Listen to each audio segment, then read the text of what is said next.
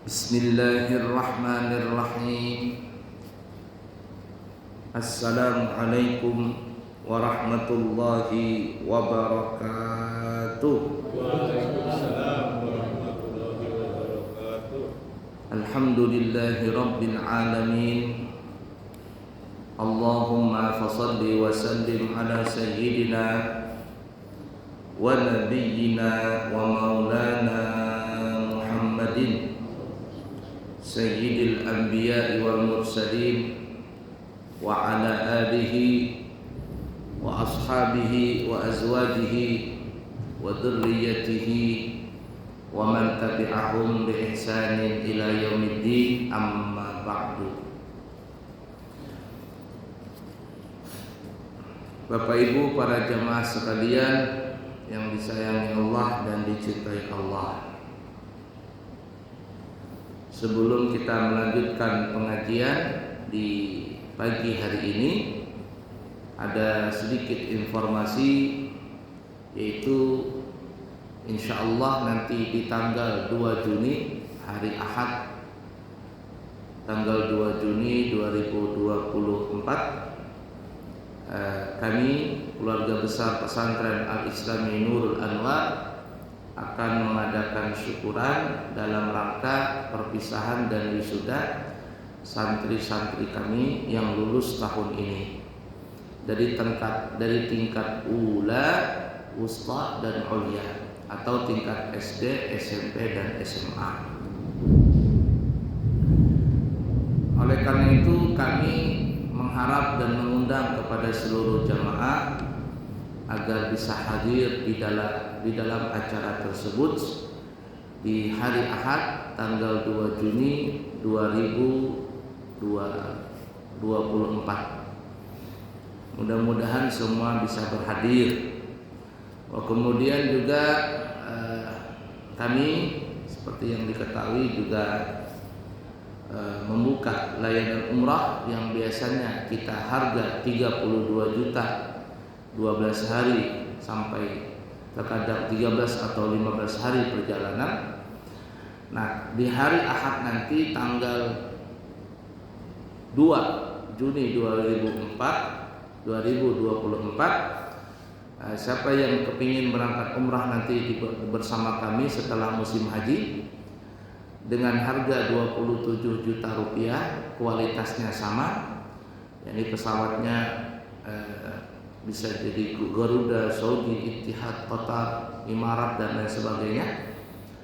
Itu pilihan pesawatnya. Di Madinah hotelnya Andalus, itu ring 1, yakni turun dari hotel sudah masuk di halaman Masjid Nabawi. Di Mekah adalah Hotel Burj Fuad, kurang lebih 200 meter dari pelataran Masjid Al-Haram, ya. Kemudian juga ziarah-ziarah di sekitar Mekah dan Madinah. Nah, siapa yang kepingin berangkat setelah musim haji nanti, yang kepingin harganya 27 juta rupiah, itu hanya kami buka harga spesial di hari Ahad tanggal 2 Juni 2024 atau di acara wisuda santri kami. Karena kami bersyukur dan kami berbagi kebahagiaan yang tadinya 32 juta, di saat hari itu saja harganya 27 juta rupiah. Dan ini kami berikan harga spesial bagi jamaah yang menghadiri acara tersebut. Kalau tidak hadir, cuma nitip-nitip saja, ya, nitip, saya punya adik, saya punya orang tua, tapi orang yang nggak hadir, maka kami tidak melayani harga 27 juta rupiah. Ini kayaknya tidak ada yang paling murah sudah di Balikpapan. 12 hari perjalanan sudah dari Balikpapan. Kuantitas dan kualitasnya bagus, dan kami memberikan harga spesial di satu hari tersebut, yaitu di hari wisuda anak-anak santri kami. Dan insya Allah nanti kami akan berangkat, ya, bersama jamaah berangkat haji maksudnya di tanggal 5 Juni. Jadi 3 hari atau 2 hari setelah acara Tanggal 2, tanggal 5-nya kami akan berangkat menunaikan ibadah haji bersama jamaah ya rombongan, dan insya Allah nanti akan kembali di tanggal 30 Juni ya, tanggal 30 Juni. Itu ada kurang lebih 1 bis atau mungkin 50 orang jamaah yang berangkat bersama kami tahun ini. Insya Allah tahun depan juga ada keberangkatan, dan kami insya Allah juga mudah-mudahan tiap tahun juga membawa rombongan jamaah haji, juga rombongan umrah setiap bulan. Jadi siapa yang kepingin umrah setelah musim haji tahun ini dengan harga 27 juta rupiah, 12 hari, fasilitas dan kualitasnya, kuantitas dan kualitasnya nomor wahid ya. Kami membuka harga spesial di tanggal 2 Juni 2024 di hari syukuran perpisahan dan wisuda anak-anak santri kami. Tempatnya adalah di Pondok Pesantren Al-Islami Nurul Anwar. Seperti itu ya informasinya. Dan siapa tahu ada yang kepingin menyekolahkan anaknya di pesantren kami terima dari tingkat SD, SMP, SMA, atau di pesantren namanya Ula, Ustadan, dan Aulia. Baik Bapak Ibu para jamaah sekalian yang disayangi Allah dan dicintai Allah, di kesempatan pagi ini kita akan sedikit membahas riwayat dari sabda Nabi kita Muhammad sallallahu alaihi wasallam. Perhatikan hadis ini supaya kita bisa berhati-hati, jangan sampai kita melakukan perbuatan ini. Apa kata Nabi? Nabi kita Muhammad sallallahu alaihi wasallam bersabda, "Asyaratu nafarin lan yaqbalallahu ta'ala salatahum."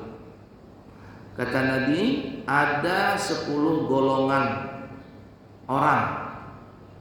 Ada 10 orang, ya ada 10 golongan dari kalangan manusia yang salatnya itu lan selama-lamanya, harfu nasbin wa taukidin wa istiqbalin.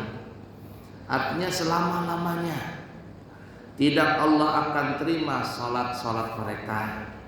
Jadi walaupun mereka salat tapi Allah tidak terima. Nah ini 10 orang ini. Jadi hati-hati kalau ada salah satu golongan yang termasuk di sini, maka orang itu walaupun salatnya dianggap sah dalam pandangan syariat, tapi di hadapan Allah tidak diterima, alias tidak ada nilainya. Ya tidak ada pahalanya, kosong, melompong. Nah, jadi hati-hati dalam masalah ini ya. Nah, hindarkan, nanti kita sebutkan 10 itu, hindarkan perbuatan itu. Siapa mereka itu? Yang pertama, rajulun shalla wahidan bi ghairi qiraah. Yang pertama adalah orang-orang yang salat sendirian tanpa membaca bacaan. Ya, tanpa membaca surah Fatihah, begitu juga bacaan yang lain. Alias salat, tapi salatnya jar orang Banjar nangkaya dikejar hantu. Tidak baca Fatihah, atau mungkin baca Fatihah tapi Fatihahnya itu jar orang Banjar nangkaya dikejar hantu. Kalau dikejar orang gila masih lumayan. Tapi kalau orang dikejar hantu, kemanapun dia jalan diikuti sama hantu. Istilahnya seperti itu. Apa itu? Orang yang sholat tapi bacaannya kacau. Itu yang kalau sholat tarawih. Allahu Akbar, bismillahirrahmanirrahim, amin, bismillahirrahmanirrahim, Allahu Akbar, Allahu Akbar, Allahu Akbar, Allahu Akbar, Allahu Akbar, bismillahirrahmanirrahim, amin. Apa ini? Allah, kata Nabi, Allah Subhanahu wa taala tidak akan menerima salatnya. Nah, jadi bagus kan bacaan tadi. Lagu, nah itu nomor belakang. Lagu tidak terlalu penting dalam masalah bacaan. Yang penting tidak penting, tapi itu bukan menjadi patokan utama. Nah, patokan utama di dalam membaca Al-Quran, terutama di dalam sholat, adalah fasih di dalam mengucapkan huruf-huruf Al-Quran. Mudah dipahami kira-kira? Nah ini hati-hati sholat nih. Ada orang sholat bacaannya cepat. Allahu Akbar, Allahu Akbar, Allahu Akbar. Allah tidak akan menerima sholat orang tersebut. Satu. Yang kedua, warajulun la yu'addi zakata, yaitu orang yang tidak bayar zakat. Tidak bayar zakat. Duitnya ada tapi nggak pernah berzakat, baik zakat fitrah, apalagi zakat harta. Ya, zakat fitrah dan zakat harta. Kalau orang nggak punya harta, mungkin ya nggak sampai hartanya 1 nisab. Kurang lebih 83 gram atau mungkin sekarang anggaplah 80 jutaan. Nggak punya orang seperti itu duit, ya nggak wajib zakat. Tapi kalau zakat fitrah wajib baginya. Apabila orang tersebut menemui akhir Ramadan dan menemui malam hari raya Idul Fitri, artinya orang itu hidup, maka orang tersebut wajib untuk membayar zakat fitrah, zakat badan. Ya, nah ada orang tidak mau bayar zakat, lan yaqbalallahu salatahum, maka Allah Ta'ala tidak menerima salatnya. Hati-hati ini ya, yang tidak bayar zakat. Yang ketiga, ini perhatikan nih, warajulun ya ummu qaman wa hum lahu karihun, yaitu ada satu orang jadi imam, tapi makmumnya benci sama imam itu. Ya, ada orang jadi imam nih, ya, tapi kaumnya, jamaahnya benci sama orang itu, maka Allah tidak menerima salatnya. Nah, jamaah yang benci dengan imam ini terbagi menjadi 2. Bagaimana maksudnya? Arti benci ini nggak suka, nggak respect, nggak apa gitu. Nah, terbagi 2 orang yang tidak suka dengan imam ini. Yang pertama, lantaran karena pandangan syariat. Bagaimana pandangan syariat? Ini jadi imam, tapi setelah jadi imam dia punya akhlak buruk, ucapannya kasar, apalagi, kemudian suka membuka aurat, jadi imam, tapi nanti setelah itu pakai celana pendek, jalan-jalan begitu di depan umum, kan membuka aurat namanya. Atau dia jadi imam tapi main judi, ada gitu, ada. Atau yang jadi imam bujangan tapi pacaran, jadi imam, nanti setelah jadi imam pacaran dia, atau imamnya berselingkuh dengan istri orang. La ilaha illallah, na'udzubillah min dzalik, nasallallahu alaihi. Apa ini? Lalu masyarakat tahu, bencinya masyarakat tadi karena syariat. Ya, artinya yang dibolehkan dalam agama. Nah, tapi dia jadi imam, mentang-mentang dia pemimpin lah, atau dia menjadi orang yang kaya lah, atau dia bangun masjid, ya, lalu dia kepingin jadi imam situ. Tapi orang tidak suka dengan imam seperti ini. Apa hukumnya? Maka orang yang seperti itu salatnya tidak diterima. Nah, itu yang pertama. Orang tidak suka, tidak mencintai imam tadi karena memang pandangan syariat. Yang kedua, ada orang tidak suka dengan imam itu karena sentimen pribadi. Ya, ada seperti ini orang, aku nggak suka dengan imam itu. Kenapa? Ya nggak suka aja. Padahal imamnya bagus, bacaannya, akhlaknya baik. Tapi si makmum ini nggak suka dengan imam. Kenapa? Mungkin persaingan bisnis. Si imamnya umpama ini punya jualan toko, ya. Ini kaumnya punya toko juga. Tapi yang laku punya imam, dia nggak laku, marah dia sama imam. Apalagi? Atau persaingan partai ke apa gitu. Aku nggak suka dengan imam itu. Kenapa? Lain partainya katanya. Ini. Aku nggak suka dengan imam itu. Kenapa? Imam itu tidak sama pilihanku. Dia pilihan nomor sekian, aku pilih nomor ini katanya. Tidak cocok katanya. Aku nggak suka. Apa ini? Ini sentimen pribadi. Orang yang seperti ini, artinya orang yang benci kepada imam karena sentimen pribadi, bukan karena pandangan syariat, maka ini tidak perlu digubris, tidak perlu diambil perhatian orang yang seperti itu. Malahan orang yang membenci saudaranya tanpa ada pandangan udzur, tanpa pandangan syariat, maka orang itulah yang terputus. Inna syani'aka huwal abtar. Orang yang membencimu wahai Nabi Muhammad, dialah yang terputus hubungannya, terputus keturunannya, terputus rahmatnya. Ya, dari Allah dia tidak mendapatkan apa-apa. Nah, jadi kalau kita ingin jadi imam, perhatikan dulu jamaah ini suka dengan kita. Kemudian selanjutnya, berapa sudah tadi ya? Kemudian yang keempat, warajulun mamlukun abiqun, yaitu yang keempat adalah seorang budak yang melarikan diri. Ya, rajulun mamlukun abiq, budak yang lari dari majikannya. Zaman dulu budak ya, sekarang nggak ada budak. Ya mungkin sekarang ini ya mungkin ya, tapi nggak bisa juga disamakan dengan budak. Tapi ala kulli hal bisa jadi adalah ini anak buah. Anak buah itu ya umpama karyawan, apalagi pembantu atau apalagi, atau dia PNS zaman sekarang nih. Lari, bukan lari dari majikannya alias korupsi waktu. Nah ini hati-hati nih. Datang terlambat, pulang duluan, gaji minta lebih, kemudian ngambil sana ngambil sini, tilap sana tilap sini. Lan yaqbalallahu ta'ala salatahum. Allah tidak akan terima salatnya dia. Nah itu zaman dulu budak. Nah, zaman sekarang ya karyawan. Hati-hati ya. Keluar tanpa izin, lari begitu. La ilaha illallah. Ini Allah tidak pandang salatnya alias salatnya diterima, tidak diterima. Kemudian selanjutnya yang kelima, warajulun syaribul khamri mudminun, yaitu orang yang suka minum khamar. Peminum khamar, pemabok, ya, narkoba.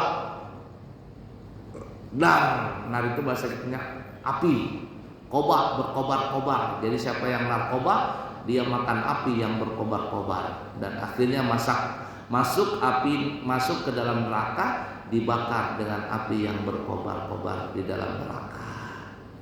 Hati-hati ini ya.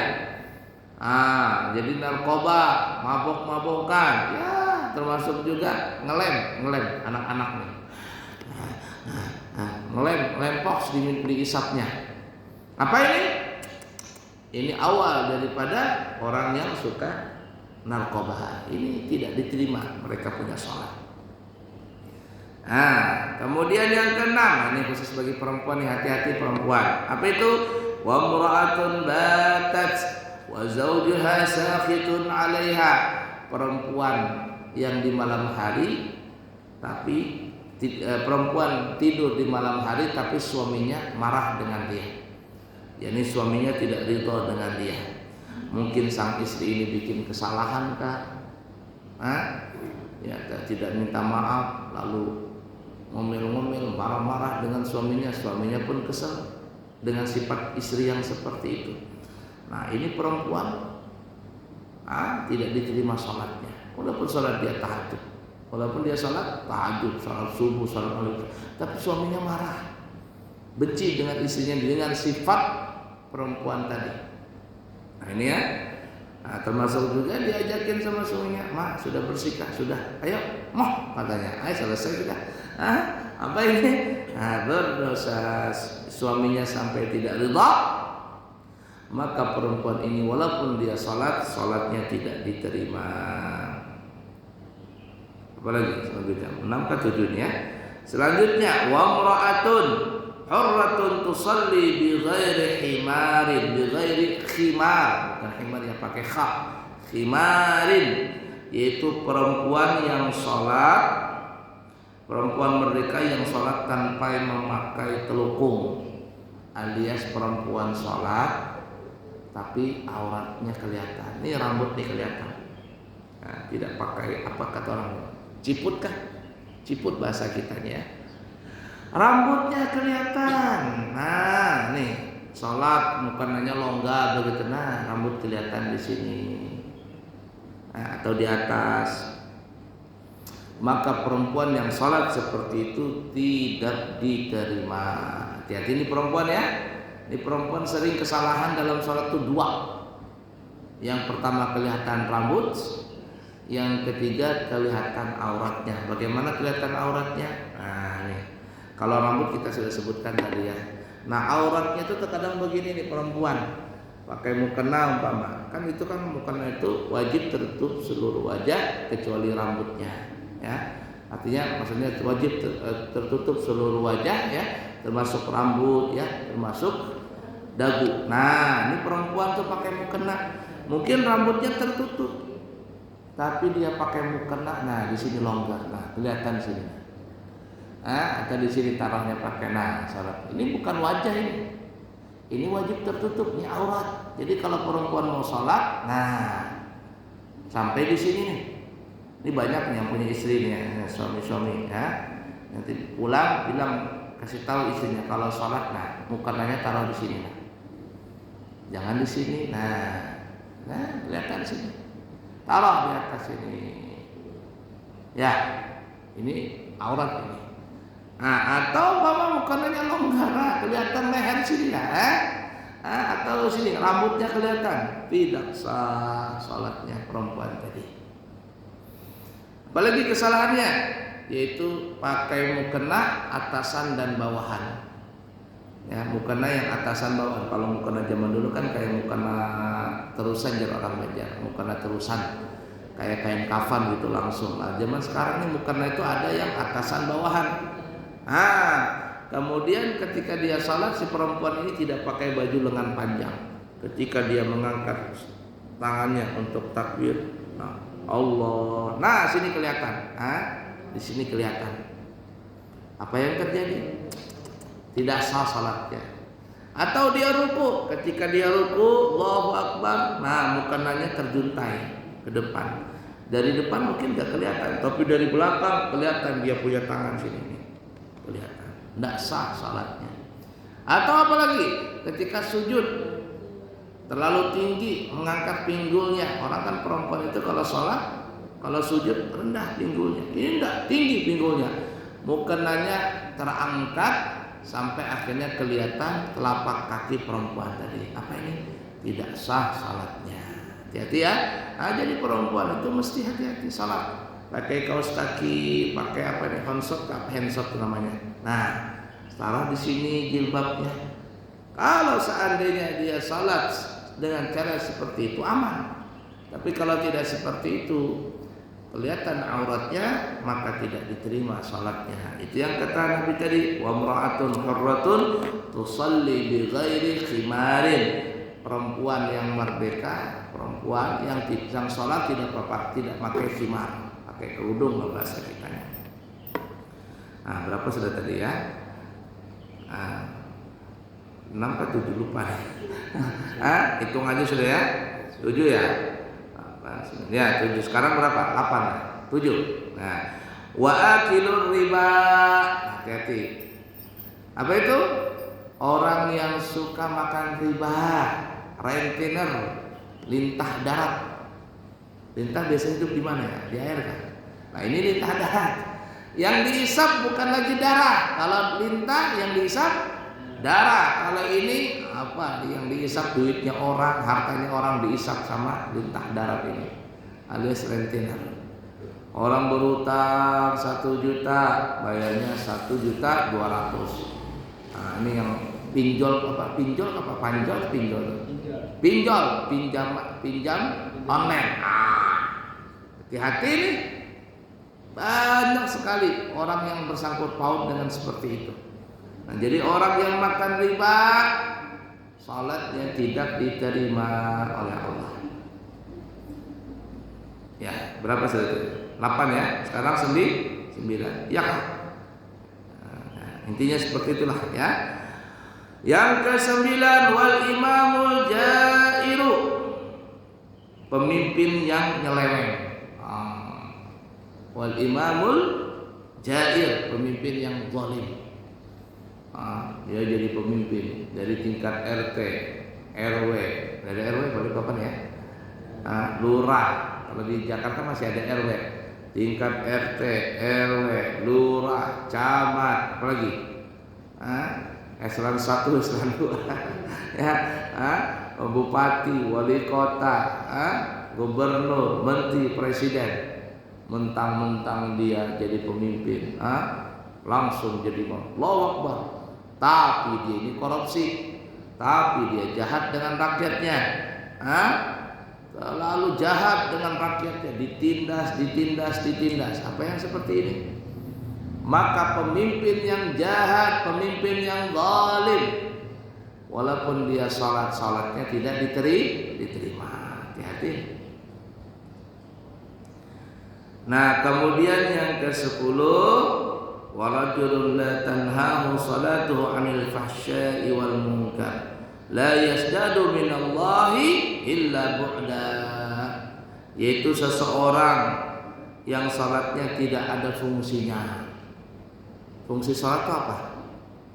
Disebutkan dalam Al-Qur'an, innas salata tanha 'anil fahsya'i wal munkar. Itu fungsi. Hasil natijah daripada salat tadi adalah salat itu akan mencegah seseorang tadi daripada perbuatan keji dan perbuatan munkar. Ini ada orang salat, tapi setelah salat maksiat, salat jalan, maksiat jalan. Apa tadi? STMJ. Salat terus maksiat jalan. STMJ. Kirain susu telur madu ya, tambah jahe. Ini STMJ. Salat terus maksiat jalan. Apa ini? Kata Nabi, la yaqbalullahu ta'ala salatahum. Allah tidak akan menerima salat mereka. Ada orang salat tapi jualan menipu. Ada orang salat tapi mulutnya suka menggibah, menggosip, memfitnah, menyebar berita bohong. Apalagi kalau dia sudah ngomong tuh sampai monyong-monyong mulutnya. Kalau nunjuk orang itu enggak lagi pakai tangan, pakai mulut tuh. Mulutnya monyong. Apa ini?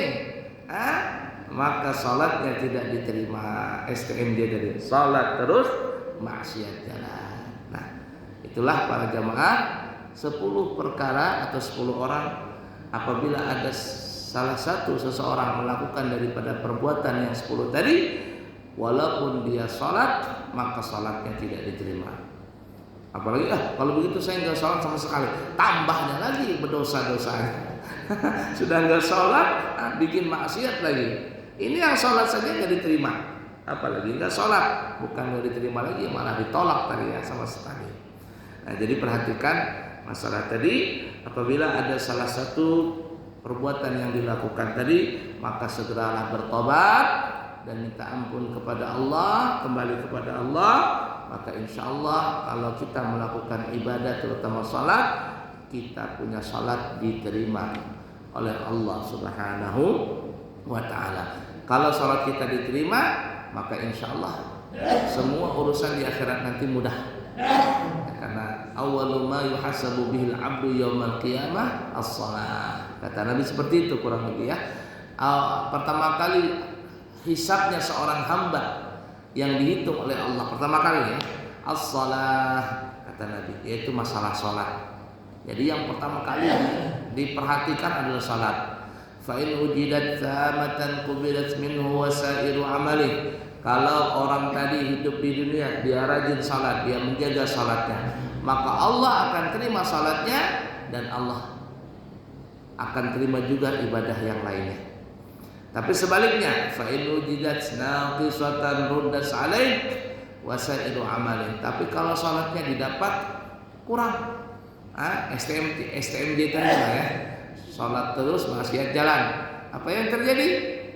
Maka ruddat alaihi wa sa'iru amalin. Kata Nabi, salatnya akan ditolak dan ibadah yang lainnya juga akan ditolak oleh Allah Subhanahu wa ta'ala. Kenapa kok bisa seperti itu? Salat jadi patokan karena kata Nabi, as-salatu imaduddin. Salat itu adalah tiang agama.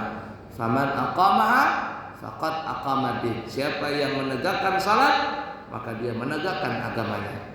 Wa in tarakaha hadamati. Siapa yang meninggalkan salat, maka dia sungguh sama dengan meruntuhkan agamanya. Karena salat ini tiang agama, itulah yang menjadi patokan seluruh diterimanya amal ibadah tadi adalah tentang masalah salat.